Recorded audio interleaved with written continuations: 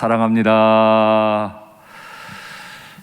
오늘 본문 마지막 말씀이 저와 우리 교회를 축복하시는 주님의 음성같이 들립니다. 오직 강하고 담대하소서. 우리 사랑하는 믿음의 교우들 다 강하시고 담대하시기를 축복합니다. 우리는 지난주에 이 앞선 본문을 가지고 한 가지 중요한 말씀을 받았죠. 여호와의 종 모세는 죽었습니다. 모세의 수종자 여호수아가 그의 단절로 인해서 자신이 모세가 아님으로 인해서 크게 두려워하고 있던 중에 여호와께서는 강하고 담대하라, 오직 강하고 극히 담대하라 반복해서 말씀하셨어요. 왜 그랬지요? 그의 앞에는 건너야 할 요단강이 있고 그 요단강은 물이 넘치는 시기였습니다. 강을 건너서 가면 성벽은 하늘 끝까지 다 있고 그들이 전투해야 될 많은 가나안 사람들은 아낙 자손, 목이 굵고 힘이 센 사람들, 네피림, 키가 큰 사람들이었습니다. 바로 이때 남들은 불평할지 몰라도 나는 여기까지 인도하신 하나님 한 분 잘 믿는 우리 자신이 되기를 바랍니다. 그렇다고 내가 잘 믿는다고 내 믿음 자랑할 것이 아니라 온유하게 남들을 더 세우는 믿음의 길을 걷게 되기를 간절히 바랍니다. 오늘 본문으로 말씀을 나누기 전에 제가 한 가지 한자를 보여드릴 텐데, 제가 이 본문을 가지고 묵상하던 중에 떠오르던 제 머릿속에 떠오른 한자 4개입니다. 한번 확인하시죠. 다 읽으셨죠? 애지중지, 이게 어떤 뜻인지 확인하시죠. 애지중지, 그걸 사랑하고 그래서 그걸 귀하게 여긴다. 영어로 보더라도 마찬가지죠. 어떤 사람이나 어떤 사물 혹은 어떤 일들을 highly, 아주 귀하게 여김이라 그랬습니다.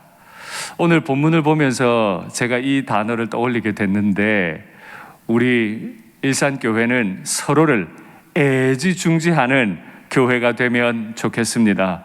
우리 부부가, 우리 부모와 자녀들이, 교인들이 서로 애지중지하는 믿음의 복을 누리시기를 바랍니다. 사실 오늘 이 본문은 제 개인적인 소견입니다만은 여호수아를 다 축약해 놓은 작은 여호수아서가 아닌가라고 저는 생각해 보았습니다. 어떻게 리더십은 세워질 수 있는지, 어떻게 하나님의 나라는 확장될 수 있는지, 그걸 그냥 짧은 문장으로 기록해 놓은 작은 여호수아서다, 저는 이렇게 생각했습니다. 앞서 말씀드린 것처럼 여호와의 종 모세는 죽었고 수종자였던 여호수아가 최고 지휘관이 되어서 오늘 첫 명령을 내립니다. 너희가 사흘 안에 요단을 건너게 될 것이고 그 땅을 들어가 차지하게 될 거다. 좋은 말이긴 한데 급해 보이지 않습니까? 사흘 아니라니요. 더구나 지금 요단 강물은 범람하고 있는 시기예요. 때도 너무 안 좋은데 급해 보여요. 사흘이면 충분한 시간 같지만 그렇지 않을 수도 있습니다. 온 가족이 여행을 한다고 계획해 보십시오. 가족 여행을 계획하는데도 사흘이면 긴 시간이 아닐 수 있잖아요. 그런데 온 민족이 넘치는 강물을 넘어서 그 높은 성벽을 허물고 전쟁을 해야 되는데 사흘 안에 건넌다니요. 급해 보일 수 있어요. 강물은 넘치죠. 적들은 강하죠. 급하게 몰아붙이는 것 같죠.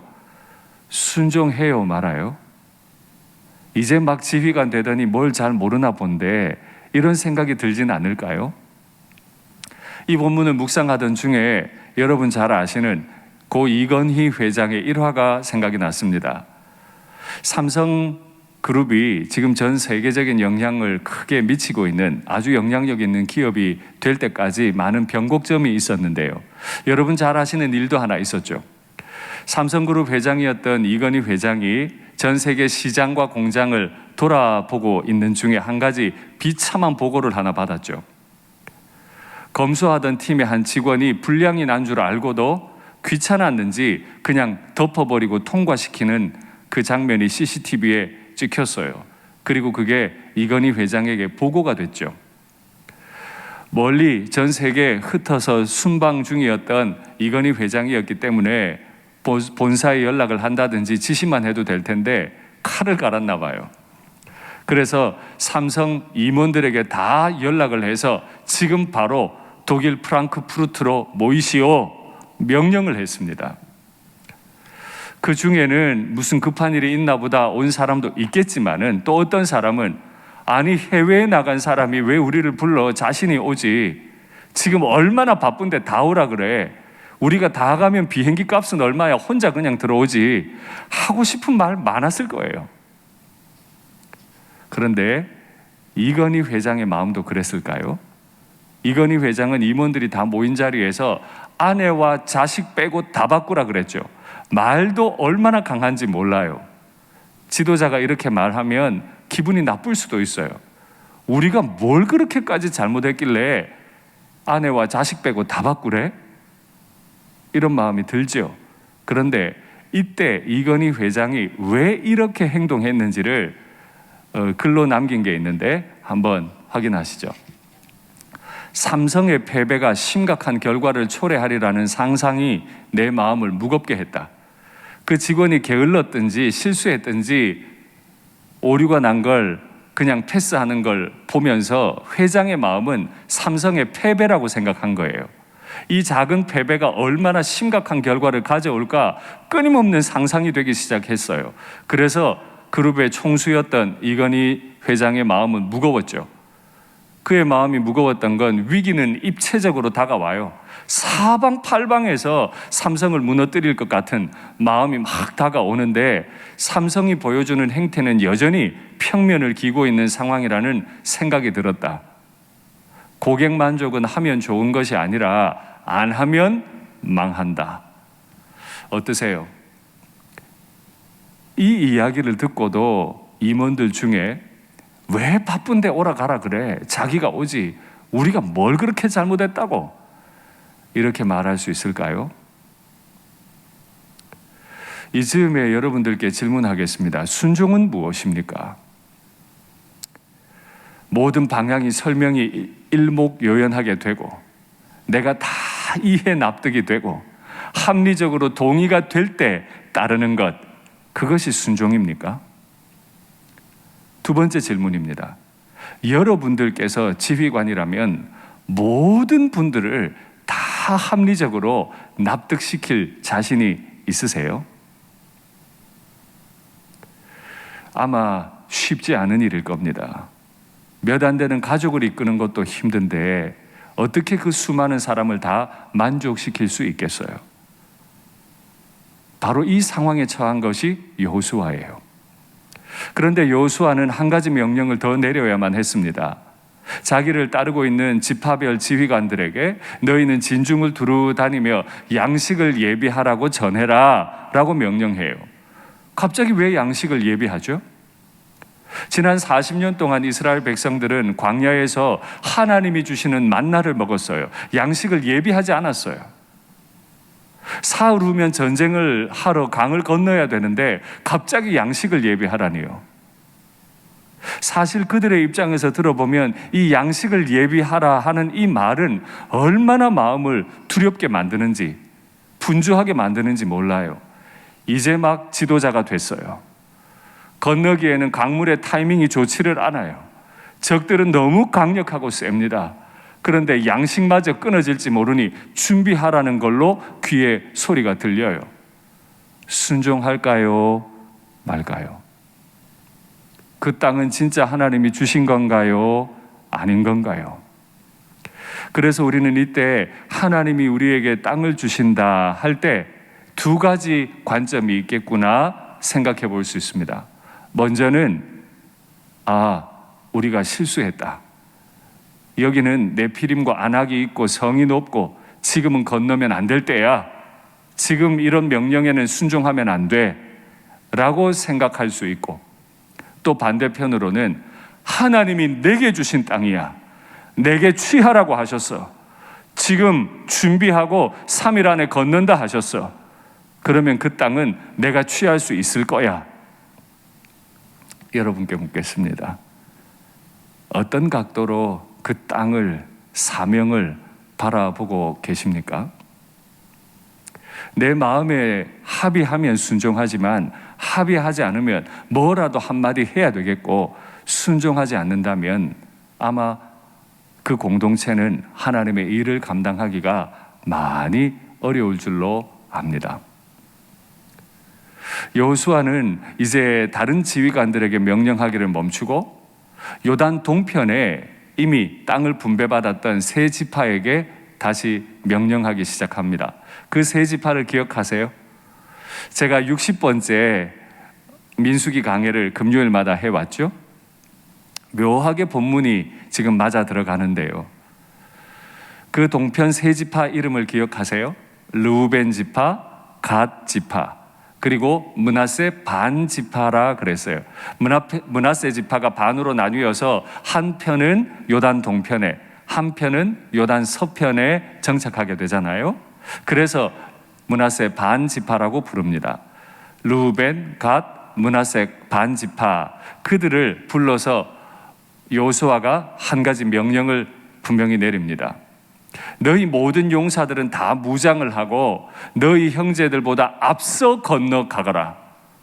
그리고 언제까지요? 그 땅을 차지하기까지, 전투가 끝날 때까지, 전쟁이 끝날 때까지 너희는 앞서서 전쟁하거라 그랬습니다. 기억하십시오. 순종은 마지 못해서 억지로 체면치레 하기 위해 하는 게 아닙니다. 순종은 앞서가서 하는 거예요. 앞서 건너는 거예요. 순종은 끝까지 그 땅을 차지하기까지 끝까지 같이 버텨주는 거죠. 그게 순종이에요. 내 마음에 안 들 수도 있어요. 방식이, 시기가 내 마음에 안 들 수도 있어요. 그러나 끝까지 순종하는 것이, 처음부터 앞서서 순종하는 것이 참된 순종인 줄 믿습니다. 한 가지 예를 들어 보겠습니다. 남편이 하루 종일 일했는데 오늘따라 일이 너무 많았어요. 몸이 굉장히 피곤하네요. 밤 늦은 시간에 퇴근을 했는데 집에 와보니까 음식 쓰레기 가득 차 있고 빨래는 그냥 개지 못한 채로 바닥에 있어요. 아내는 피곤해서 누워 있습니다. 어떻게 할까요? 저는 우리 일산교회에 속한 모든 남편분들을 믿고 있습니다. 분명히 우리 남편들께서는 아내가 말하기 전에 먼저 앞서서 음식 쓰레기 다 치우고 빨래도 개고 하는 김에 그냥 욕실 청소도 다 하고, 할렐루야, 분명히 그렇게 하실 줄 믿습니다. 물론 아내들도 우리 남편 오늘 늦는구나, 피곤할 텐데 내가 다 정리해야 되겠다 하는 마음이 또 있으시겠죠. 바로 그렇게 서로의 필요를 먼저 헤아리고 앞서 건너가지고 끝까지 책임져 주는 것, 이것이 참된 순종이죠. 여호수아는 그 세 지파에게 왜 이런 명령을 내렸을까요? 민수기 말씀 확인하시죠. 우리는 무장하고 이스라엘 자손을 그곳으로 인도하기까지 그들의 앞에서 가고 이스라엘 자손이 각기 기업을 받기까지 우리 집으로 돌아오지 아니하겠사오며, 우리는 요단 이쪽 곧 동쪽에서 기업을 받았사오니 그들과 함께 요단 저쪽에서는 기업을 받지 아니하겠나이다. 지난 금요일에 받았던 말씀이기도 하죠. 요단 동편에서 이미 기업을 받았습니다. 그러나 기업을 받을 때 요단강을 건너지 않겠습니다라고 말해야 했기 때문에 모세가 화가 났습니다. 그러나 다 설명을 했고 이해가 됐습니다. 그때 그 세 지파가 분명히 약속한 게 있죠. 우리가 여기에 머물지만은 않겠습니다. 우리 처자들과 짐승들은 여기에 두고 우리가 우리 형제들보다 앞서 건너가고 끝까지 그 땅을 다 차지하기까지 우리는 먼저 전쟁에 앞장서겠습니다. 이렇게 약속했기 때문이라는 거예요. 여호수아도 이 말을 기억했고 그 세 지파도 기억하고 있었기 때문에 여호수아가 너희가 앞서가고 그 땅을 차지하기까지 싸우라고 명령했습니다. 두 번째, 그 지파들에게 명령한 게 있죠. 하나님이 너희들에게 안식을 주신 것 같이 하나님이 너희 형제들에게도 안식을 주실 거다. 안식을 취한 사람은 다른 사람들에게 내 안식을 나누어 줄 수 있어야 합니다. 안식에 취하지 말아야 하는 거죠. 하나님께서 한 가정에게 안식을 주셨다 하면 그 가정에 주신 안식을 통해서 그 형제들의 가정에 안식이 나누어지고 그의 일터의 동료들의 가정에 안식이 나누어져야 되는 거죠. 하나님께서 우리 일산교회에 안식을 주셨다 하면 우리를 통해 우리 이웃교회에 안식이 나누어져야 하고 이 지역사회에 우리에게 주신 안식이 나누어지기까지 우리는 충성해야 할 줄로 압니다. 이런 마음을 가졌을 때 여호수아가 어떻게 결론이 나는지 한번 성경 확인하시죠. 여호와께서 이스라엘의 조상들에게 맹세하사 주리라 하신 온 땅을 이와 같이 이스라엘에게 다 주셨으므로 내 마음에 합의하든 합의하지 않든 순종할 때 여호와는 다 주셨어요. 그들이 그것을 차지하여 거기에 거주하였으니 여호와께서 그들의 주위에 안식을 주셨으되 그 조상들에게 맹세하신 대로 하셨으므로 하나님은 반드시 맹세하신 대로 하세요. 그들의 모든 원수들 중에 그들과 맞선 자가 하나도 없었으니 맞설 수가 없죠. 하나님이 대적하시는데 이는 여호와께서 그들의 모든 원수들을 그들의 손에 넘겨 주셨음이니라. 아멘. 여호수아가 대단해서가 아니에요. 대단하신 분은 하나님이신데 하나님이 여호수아에게 명령하시고 여호수아가 또 다른 지휘관들에게 명령하고 지휘관들이 또 백성들에게 명령할 때 모두가 한마음 한뜻 되어 순종할 때 이 모든 안식의 결과가 찾아오게 되는 줄 믿습니다. 여호수아가 이렇게 첫 지휘관으로서 첫 명령을 내렸지만 그 세 지파 역시 아주 못있게 대답해요. 정말 깜짝 놀래 대답을 하게 됩니다. 당신이 우리에게 명령하시는 것은 우리가 다 행할 것이고 당신이 우리를 보내시는 곳에 우리가 가겠습니다. 40년간 불순종했던 사람들의 후손이 맞는가? 이런 생각이 들 정도죠. 명령하시는 것 다 하고 보내시는 곳마다 가겠습니다. 지금 요단 강물이 철철 넘쳐 흐르지만 가라시면 가겠습니다. 여리고가 장대하지만 그곳으로 가라면 그곳으로 먼저 앞서서 가겠습니다. 이렇게 대답한 거예요. 우리 옛 속담에 이런 말이 있죠. 자기 배가 부르면 종의 밥 짓지 말라 한다 하는 말이 있어요. 내 배가 부르니까 배불러 이제 그만 밥 짓지 마. 아직까지 밥을 먹지 못했던 종은 배가 고파요. 이걸 한자로 번역해 놓은 게 있죠. 한번 확인하시죠. 우리 교우들 다 읽으셨으리라고 생각합니다. 아복기포. 내 배가 이미 배 부르면 불찰노기. 종이 배고픈 것을 살피지 않는다. 하나님이 우리에게 안식을 주시고 요단 동편에 우리가 분배받을 땅을 주시면 과거에 급한 마음에 약속을 했더라도 저는 못 갈 것 같아요. 사실 살아가다 보면 이런 일들을 종종 경험하죠. 이건 하나님 앞에 사람 앞에 온유한 태도가 아니에요. 내게 이 땅을 주신 하나님을 기억하면서 내 형제들에게 안식을 주기 위해서 그들보다 앞서서 건너가고 그들이 땅을 차지하기까지 헌신하겠습니다 했던 그 약속을 기억하고 끝까지 순종하는 것이 온유한 사람, 믿음의 사람이 걸어가야 할 길인 줄 믿습니다. 뿐만 아니에요. 이 사람들은 이제 여호수아를 격려하기 시작합니다. 여호와께서 모세와 함께 하심 같이 여호와께서 당신과 함께 하시기를 원합니다. 이렇게 남들을 축복해 보셨습니까? 지금 모세가 두려워하는 건 뭐죠? 여호수아가 두려워하는 건 뭐죠? 모세와 자신이 단절되었다는 거예요. 자신은 더 이상 모세가 아니라는 거예요. 그래서 늘 두려운 가운데 있어요. 그런데 이스라엘 그 세 지파가 격려하기를 당신의 하나님 여호와께서 모세와 함께 하셨던 것 같이 당신과 함께 하시기를 원합니다. 축복을 하는 거예요. 여쭙겠습니다. 교회를 사랑하십니까? 교회를 사랑하시면 지도자를 축복하십니까?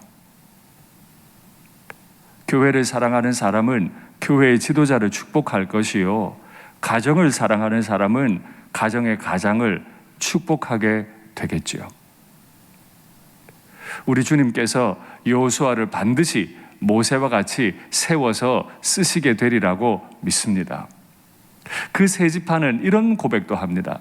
우리가 범사에 모세에게 순종하였던 것 같이 당신에게 순종하겠습니다. 저는 이 세대들이 모세에게 어떻게 범사에 순종했는지는 성경에 기록되어 있지 않으니까 잘 알지 못합니다. 그러나 분명히 순종했나 봐요. 그런데 저에게 크게 다가왔던 건 뭐냐면 모세에게 순종함 같이, 이 구절이에요. 여호수아는 모세가 아니잖아요. 이제 막 지도자가 됐잖아요. 그런데 어떻게 모세에게 순종한 것처럼 여호수아에게 순종할까요? 그게 온유입니다. 충분한 이유가 있어서가 아니라, 내가 순종할 만한 대상이어서가 아니라 하나님이 세우셨죠. 그러니 모세에게 순종함 같이 당신에게 순종하겠습니다. 묻겠습니다. 교회를 사랑하십니까? 그럼 교회의 지도자에게 순종하십니까? 가정을 사랑하면 가장에게 순종하겠죠. 그래서 오늘의 제목이 바로 이것입니다. 모세에게 순종함과 같이, 여호와께서 모세와 함께 하심과 같이. 자신이 모세가 아니어서 두려워하고 있는 그 여호수아에게 당신이 바로 모세와 같습니다. 당신은 당신 자신이 모세가 아니라 두려워하지만 우리의 눈에 당신은 모세입니다 라고 말하는 것, 이것이 공동체 생활의 가장 온유한 사람의 태도요, 말하는 방식이지요. 여기에서 덧붙여서 그 세 지파가 정말 깜짝 놀랄 이야기를 하나를 더 하죠. 오직 강하고 담대하소서. 오직 강하고 담대하소서. 이거 누가 했던 말이죠? 지난주에 확인하셨죠? 여호와께서 여호수아에게 한 말이잖아요. 강하고 담대하라. 오직 강하고 극히 담대하라. 그런데 오늘 그 백성들이 말합니다. 강하고 담대하소서. 우리가 누군가를 축복합니까? 축복한다는 말은 나 자신이 바로 그 축복의 응답이 된다는 뜻입니다. 우리 교회가 주님 앞에 아름답게 세워지기를 원합니까? 내가 그 아름답게 세워질 교회를 위해 순종한다는 뜻이죠. 여호수아에게 당신은 모세입니다, 강하고 담대하소서라고 했으면 모세를 받들듯 받들고 모세에게 순종하듯 순종하고, 하나님께서 모세를, 여호수아를 위로하시듯 내 입술을 통해 세워진 지도자를 위로하는 것, 그것이 진짜 온유한 거잖아요. 이 축복의 말을 하기 전에 이 세 지파가 무시무시한 말을 거기다 더 붙입니다. 그래서 제가 이 장은 작은 여호수아서구나 라고 제 스스로 별명을 붙인 건데요. 당신의 명령에 순종하지 아니하고 반역을 하면 그들은 다 죽게 될 겁니다 라고 말했다는 거예요. 그러니까 우리가 불순종 안 할 거니까 오직 강하고 담대하소서. 사명이 커서도 두렵지만 사람이 두려워서도 두려워요. 그때 이 세 지파가 말하는 것 보십시오. 당신에게 순종하지 않으면 그는 다 죽을 거니까 오직 강하고 담대하소서. 교회가 서고 넘어지는 귀한 진리가 있죠. 그 진리를 제대로 믿지 않으면, 붙잡지 않으면 교회는 넘어지기도 합니다. 그래서 여러분들께 한번 여쭈어 볼 테니 한번 고요히 대답해 보십시오.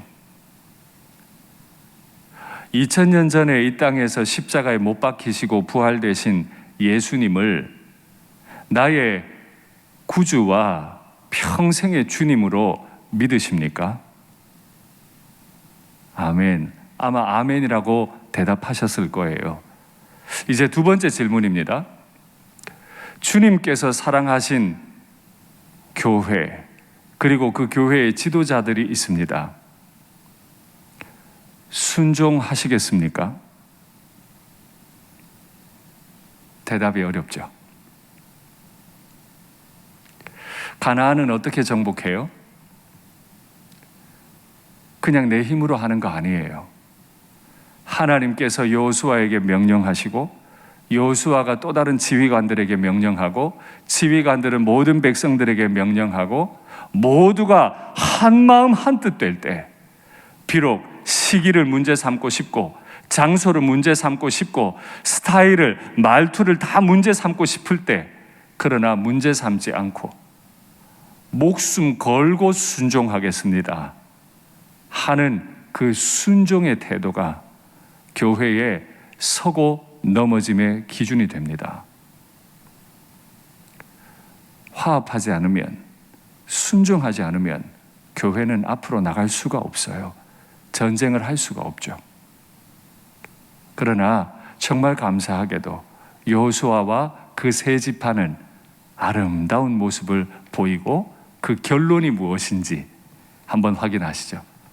여호와께서 이스라엘 족속에게 말씀하신 선한 말씀이, 내가 너희에게 그 땅을 주고 너희가 그 땅을 차지하게 될 거다 하신 그 선한 말씀이 하나도 남음이 없이 다 응하였더라. 아멘. 그 선한 말씀이 어떻게 이루어져요? 여호수아가 백성들은 여호수아를 서로 애지중지할 때, 백성들이 하나님을 애지중지하고 하나님께서 우리를 애지중지하시는 것을 알고 있을 때, 그때 하나님의 선한 일은 다 이루어지는 줄 믿습니다. 하나님이 애굽 종살이하는 그 사람들을 애지중지하신 것을 기억하십시오. 전능자께서 광야에서 그들을 애지중지하셨던 걸 기억하십시오. 우리 주님께서 날 애지중지하셔서 십자가에 못 박혀 죽으셨던 것을 기억하십시오. 그 애지중지하는 사랑이 우리 가정과 교회에 넘치면 좋겠습니다. 말씀을 맺겠습니다. 정말 주님 앞에 쓰임받는 아름다운 가정, 교회가 되길 원하십니까? 목회자는 성도를 애지중지하고, 성도는 목회자를 애지중지하는 교회. 부모님은 자녀를, 자녀는 부모님을 애지중지하는 그런 가정. 그래서 마침내 하나님의 뜻을 이루는 우리가 되기를 간절히 바랍니다. 아멘.